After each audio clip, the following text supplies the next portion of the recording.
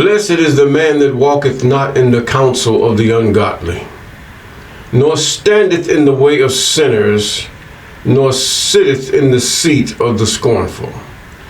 But his delight is in the law of the I Am, and in his law doth he meditate day and night. He shall be like a tree planted by the rivers of water, that bringeth forth his fruit in his season. His leaf also shall not wither, and whatsoever he doeth shall prosper. Psalms chapter 1, verses 1 through 3.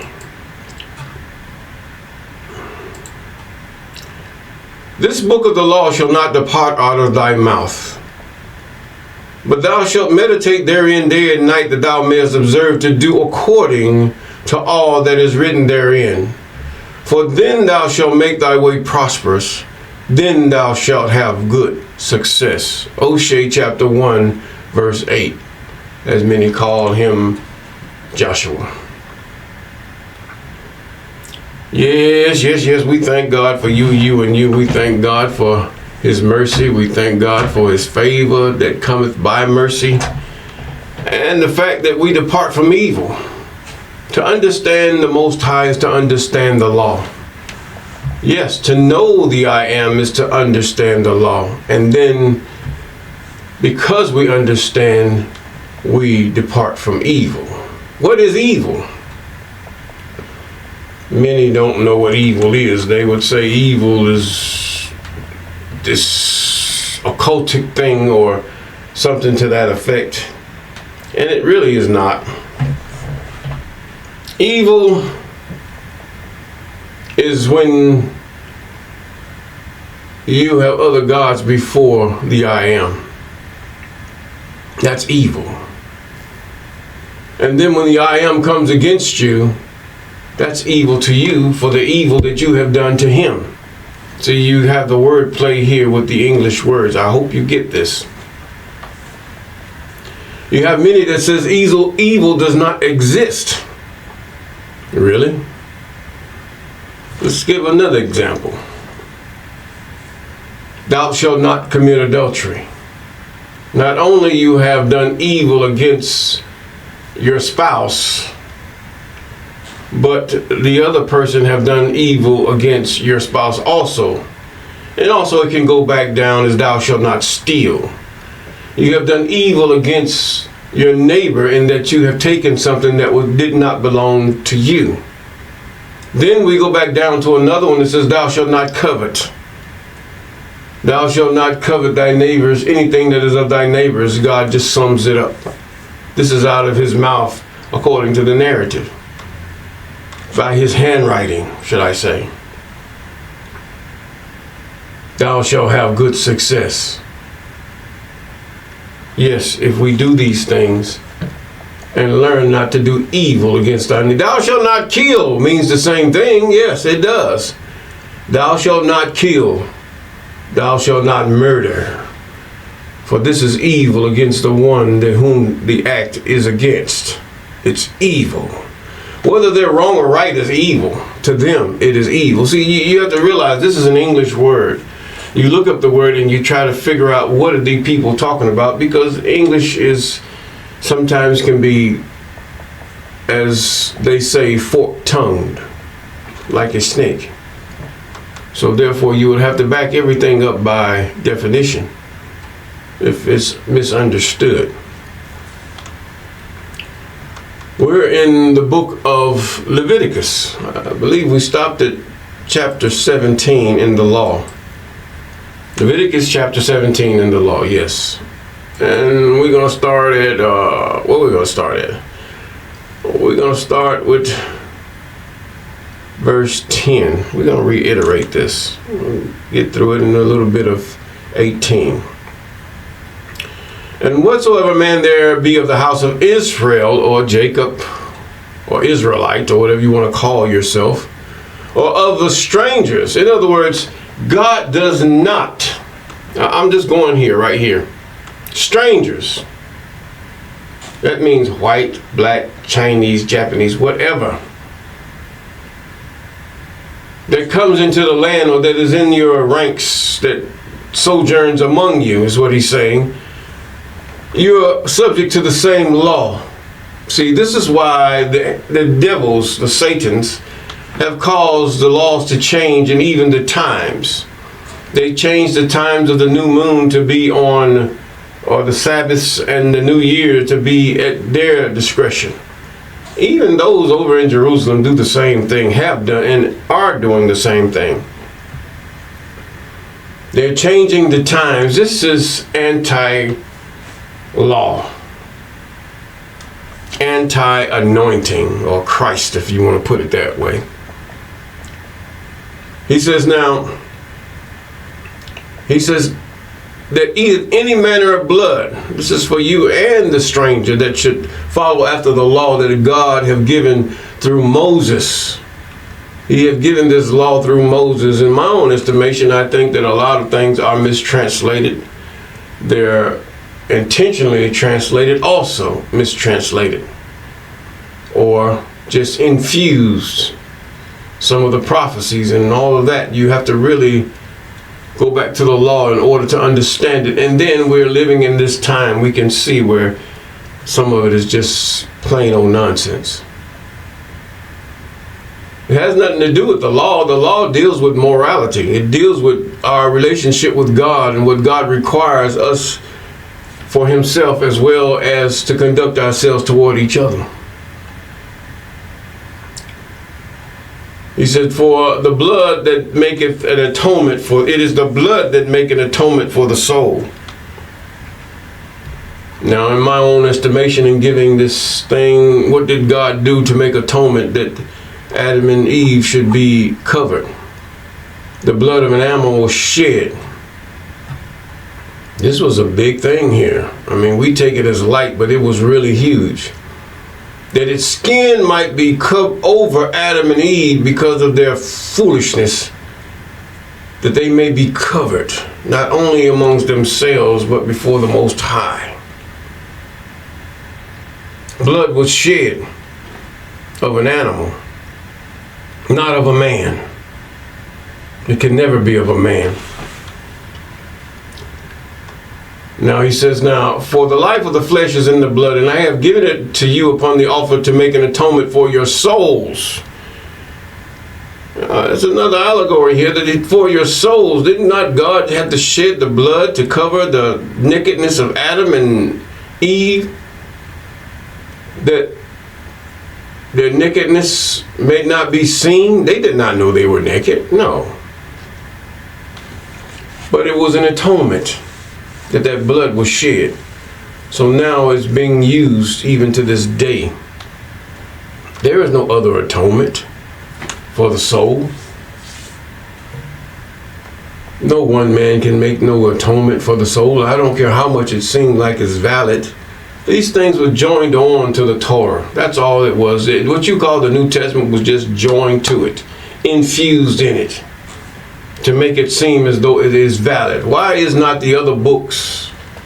Why is not the Quran or other books infused into the Torah?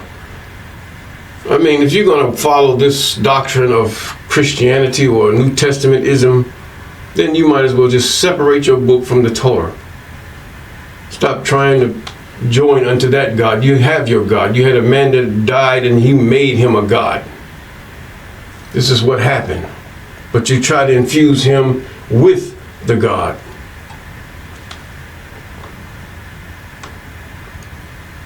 Now, he says, whatsoever man there be of the children of Israel, or of the strangers that sojourn among you, which hunteth and catcheth, verse 13, any beast or fowl that may be eaten, he shall even pour out the blood thereof and cover it with dust. Yes, the sacrifice was made for Adam and Eve in the beginning, and that an animal had to die to cover them, that their nakedness might not be seen. For it is the flesh of, it is the life of all flesh, the blood of it is for the life thereof. Therefore I said unto the children of Israel, ye shall not eat the blood of no manner of flesh, for the life of the flesh is in the blood thereof. Whosoever eateth it shall be cut off. In other words, if you have not done that which is prescribed by the Most High, he says they shall be cut off. Now this is before they were going into the land of Canaan. It's not the land of Canaan, it was the land of Shem. See, many of you get it wrong. Many of those who say this and that don't even understand, because other books have been hidden from you. You need to get the Ethiopian Bible or the book of Enoch or the book of Jasher, even the book of Jubilees. These books will clarify many things for you.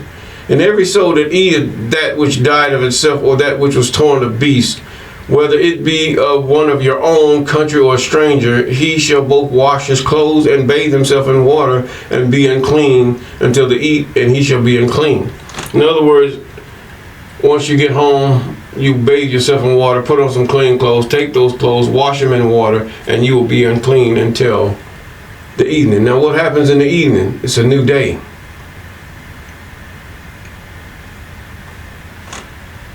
When night falls, it becomes a new day. And this is what God is saying.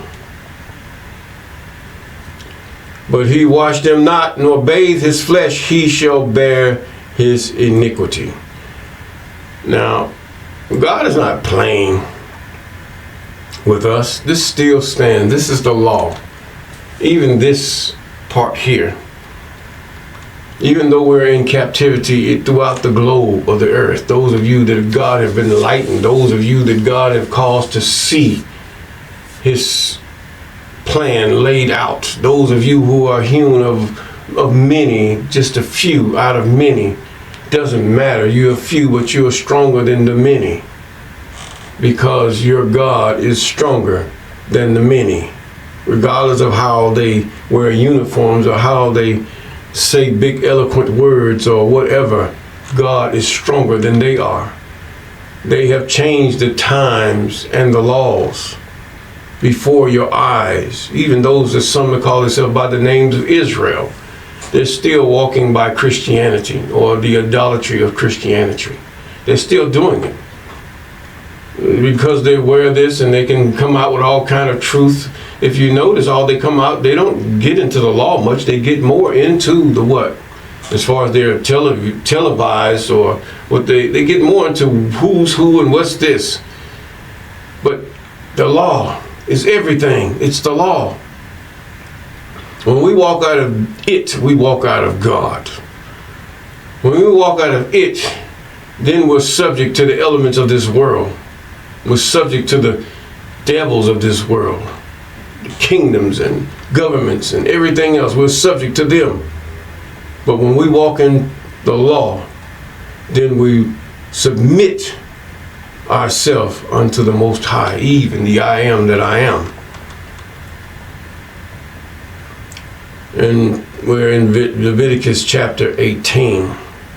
Now he's telling the children of Jacob, after the doings of the land of Egypt wherein ye dwelt, they are still leaving. They have just crossed the Red Sea. They're there. He's come down from the mount, and now these things have been written according to the book of Jubilees, the angel. See, sometimes you wonder. I said, well, I wonder that this man they call Muhammad or whoever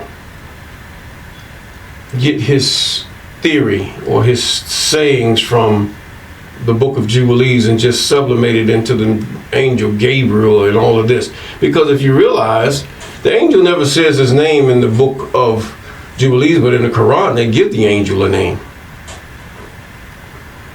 He talks to Moses. Moses, he could write Egyptian. Moses could speak 72 languages, I believe, according to the book of Jubilees, or Jasher and Jasher. Because even to talk to Pharaoh, you'd have to understand so many languages. Each step you would speak a certain thing in a certain language. This is how the Egyptians were very wise people. I mean, not all of them, but that which was of nobility. Yes, very wise, very scientific people. and very dark people. Now he says, after the doings of the land of Egypt, wherein ye dwelt, ye shall not do after the doings of the land of Canaan, whither I bring you, ye shall not do, ye shall not walk in their ordinances. The same thing here, while you in different nations of Africa, different nations of, should I say, Australia, different nations of Europe, different nations of the US, different nations of South America, different nations of Canada. You shall not do after their ordinances. You have many ordinances. You have Islamic, you have Christianity, you have all these things, but the law standeth sure, stands by itself. Period. Yes, your Paul said when he read the law, he died. How he died? If that's the case, they were dead way back then. You trying to say God is no good? What came out of his mouth is abominable to you? What are you saying? That you got a free fall? Yes, they are got a free fall, and that when they have committed murder, they can live. They might live confined, but many live because of what they deem as liberalism. Really, they turned it into a lucrative thing. They don't care about your life. They don't care about life for life, unless it's their people or their kin. That's it. Whatever country you're from, they do not care. So God even comes for life, tooth for tooth, eye for eye. In other words, you better take care of business. In other words, this is what God is saying. I give this to you. When he said you shall surely die, he's saying that according to the judgment of the priest or the judge of that land that's in Israel, he shall govern himself accordingly to do what I have decreed in the law. In other words, stone you or whatever requires to get rid of you because of your being out of order. That's what he's saying. No, nobody wants their son or daughter to die, even in their evil. But the fact is, you took what belonged to somebody else. You took what somebody else loved, and somebody else, you violated something that was really sacred, virginity and being faithful unto their husband or their wife. You violated these things, and that you stole it by manipulation or force. Yes, the law stands. The law is not left. The law is still here. And we ain't talking about Sharia. We're not talking about anything like that. We're talking about the law that proceeded out the mouth of the Most High. Really, you already have this law in you because naturally you do not want nobody to delete you. You do not want anybody to steal from you. You do not know. You say the law is passed. How ludicrous does this sound? How ludicrous does this sound? This is your blindness. This is your blindness. Just your foolishness given back to you. I was that way once, yes. I couldn't see it. But yet you go back and say, oh, he laid with my wife or she laid with my husband. I'm going to get him. God said, I already got him. All you have to do is do what I told you to do. Delete him, is what he says. Any adulteress or adulterer, we should never, God does not have any remorse over the death of these people. There is no forgiveness in this life or the next for adultery, murder, or raping. There is no forgiveness. I don't care how much a priest sprinkle water on you or they say their little bead prayer or whatever. There is no forgiveness before the Most High. Because you have been swayed by devils to take vehemently and seductively what is not yours. And give away what is not yours. Even a virgin, she is subject, excuse me, she is subject, excuse me, to being put to deletion. when she had given her body away for nothing. But yet it is the normal thing. This is why the cup of the I am is being mostly just about to overflow.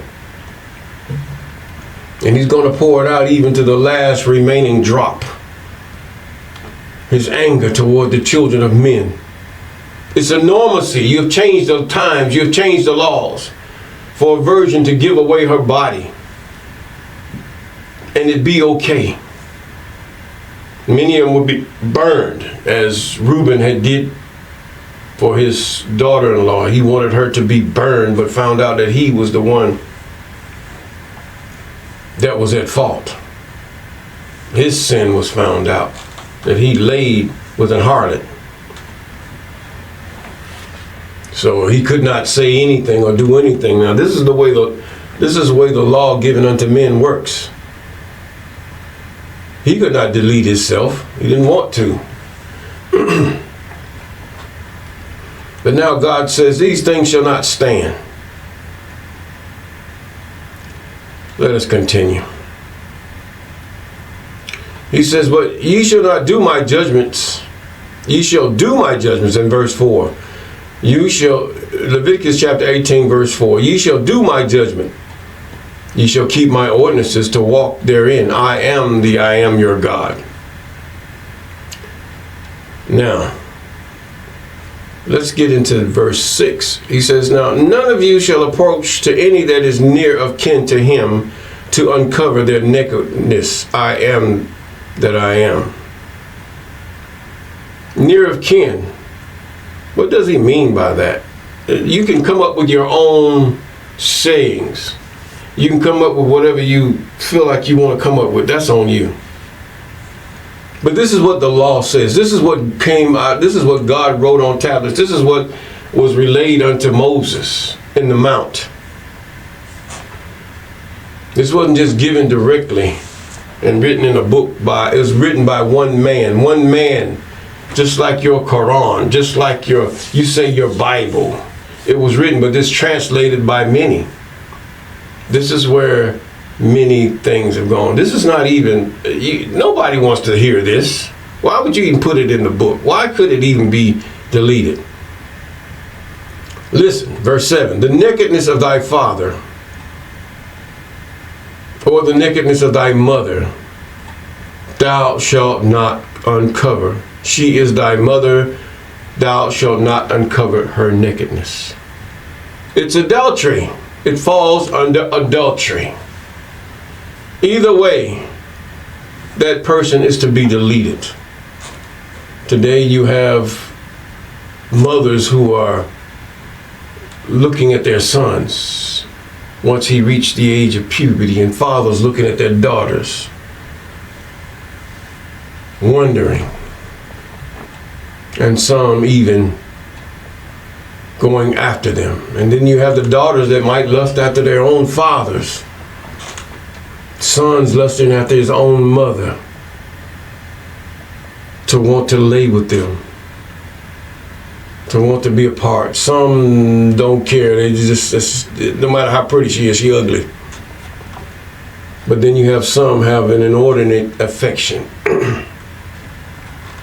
We'll put it that way. It's adultery. It falls under adultery. It is out of the order of marriage. Marriage is an order. Whether you marriage or the one man marries one or two wives, or many, that is her one husband. She is his one wife. Although they are sisters to this one man, as some put it, sister wives. It's called polygyny, yes. But then you have those who only prefer, the majority only prefer one wife. But this is the auspice of changing the times and the laws. It's what it is. Listen, they changed the times and the laws. The laws of what? The laws of the Most High, the laws that came out of his mouth. Whether they call themselves trying to make their own religion, or whether they call themselves trying to improve, or what they think is right. It's not what the Most High said. He said, you will not uncover the nakedness of your mother or your father.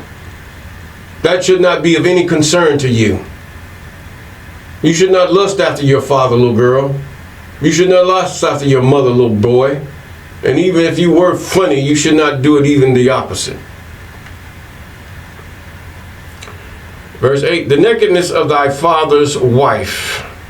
In other words, little boy, don't lay with your father's other wife. See, this is where you have polygyny. Just because your mother is different and he has two wives, you're looking at his other wife. This is what this is talking about. Thou shalt not uncover. It is thy father's nakedness. One more. The nakedness of thy sister. Now, how does he define that? The daughter of thy father, or the daughter of thy mother.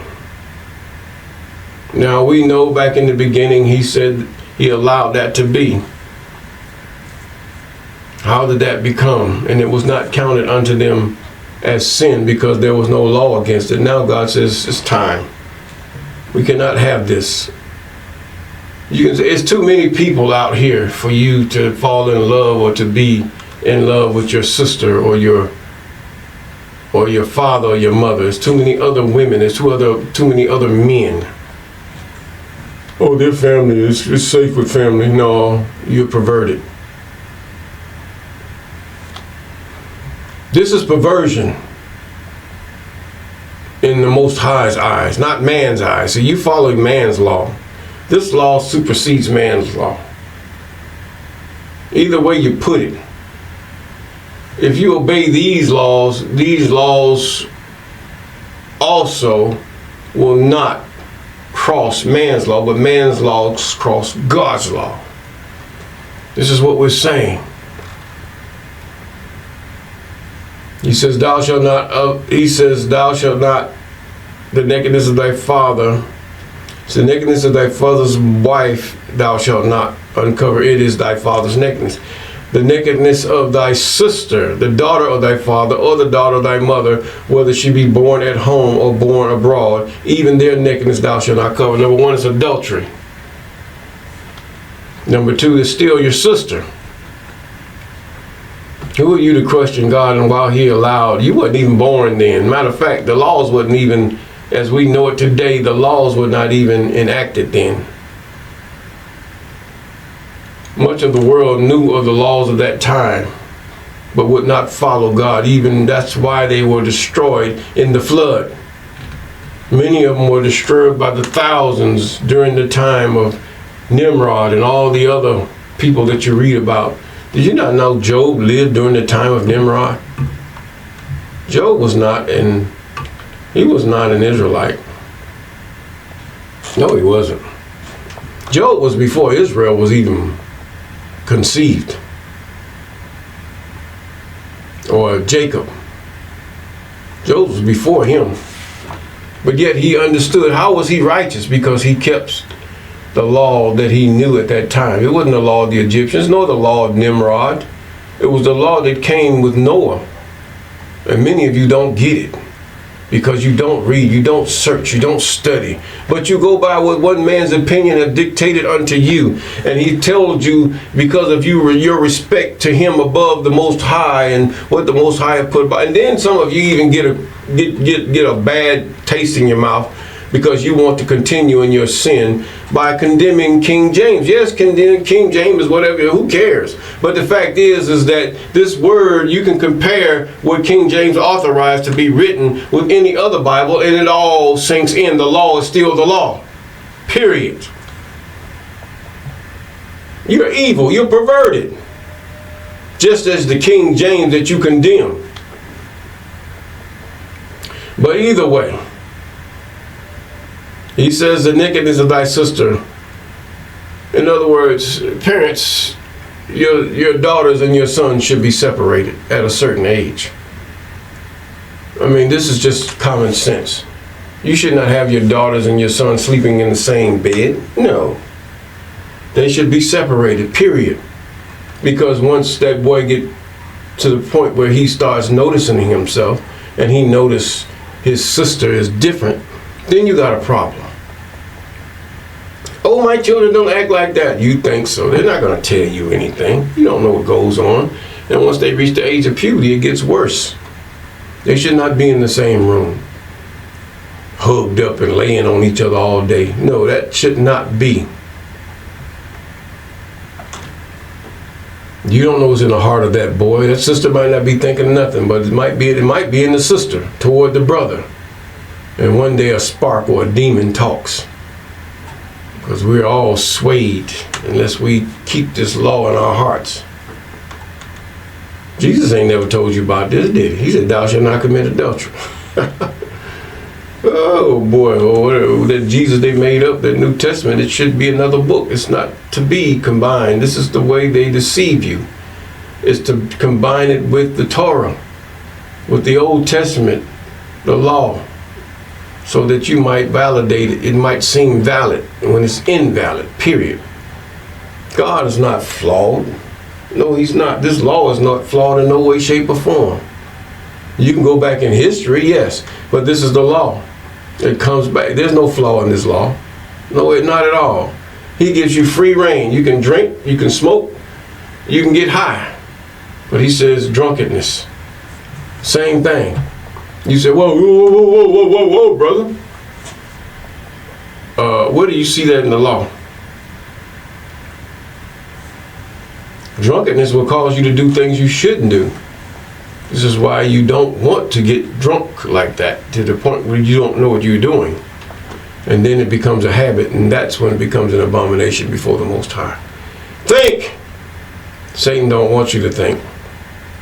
Or the Satans don't want you to think.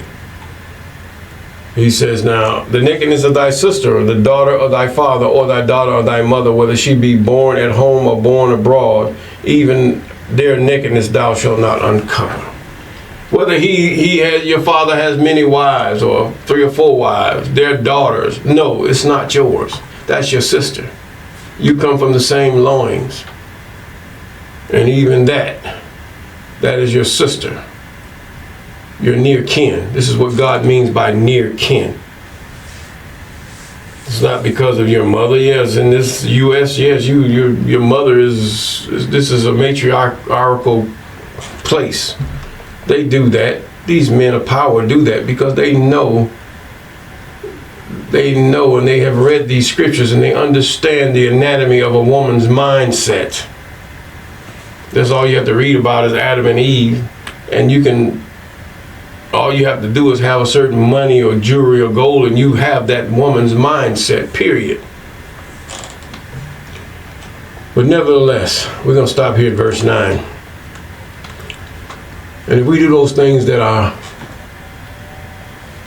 lawful, and if we go by the days that God have ordained for us, even his 3 days in a year, 3 times a year, to keep his feast if we can.